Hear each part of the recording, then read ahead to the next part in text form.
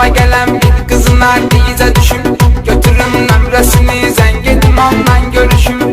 Yıkışırlar başıma alnımırancak bu işim.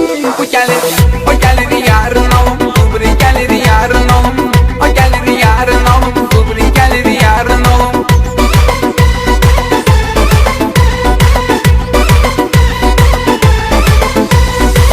Bu kadar zengin olan telefonu yandırdı yanım. Dili olsaydı eğer diyerdi belki dayan.